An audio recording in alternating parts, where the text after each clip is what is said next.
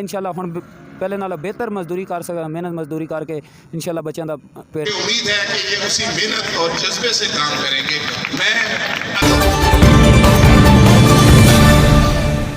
خبر شامل کرتے ہیں منڈی بہاؤالدین سے، جہاں اوورسیز پاکستان منڈی بہاؤالدین فورم کا بے روزگار نوجوانوں کے لیے بڑا اقدام۔ منڈی بہاؤالدین اوورسیز فورم کی جانب سے 1.5 کروڑ روپے کے لوڈر اور چنگچی رکشہ 25 بے روزگار افراد میں تقسیم ہوئے، جس میں سے 50% اقساط کی رعایت ہوگی اور خواتین کو خود روزگار کے لیے مفت سلائی مشین بھی تقسیم کی گئیں۔ اوورسیز ورلڈ فورم کے چیئرمین شاہد رضا رانجھا کے افتتاحی تقریب سے خطاب، اور امریکہ، یورپ، مڈل ایسٹ سے آئے سینکڑوں اوورسیز کی شرکت۔ اگلے مرحلے میں اسٹیٹ بینک کی منظوری سے مائکرو فنانس بینک قائم ہوگا۔ اوورسیز فورم منڈی بہاؤالدین کی افتتاحی تقریب منعقد ہوئی۔ تقریب کے مہمانان خصوصی امریکہ، یورپ اور مڈل ایسٹ سے آئے سینکڑوں پاکستانی تھے۔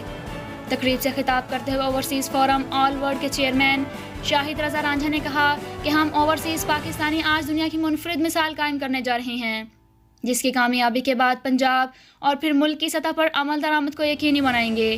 انہوں نے کہا کہ پاکستان سے بے روزگاری کے خاتمے کے لیے آج 1.5 کروڑ روپے کے لوڈر اور چنگچی رکشہ بے روزگار افراد کو دیے جا رہے ہیں، جس کا 50% اقساط پہلے ہی معاف ہوں گی اور باقی 50% اقساط آسان قسطوں میں وصول کی جائیں گی۔ ہم نے پاکستان سے اپنی مدد آپ کے تحت بے روزگاری کے خاتمے کا عزم کر لیا ہے۔ انہوں نے کہا کہ خواتین کو روزگار دینے کے لیے مفت سلائی مشین تقسیم کی گئی ہیں، جبکہ ہمارے ایکسپرٹ اگلے مرحلے میں اسٹیٹ بینک کی منظوری سے مائکرو فنانس بینک کے قیام کے منصوبے پر کام کر رہے ہیں۔ بانی فورم اعظم گوندل نے کہا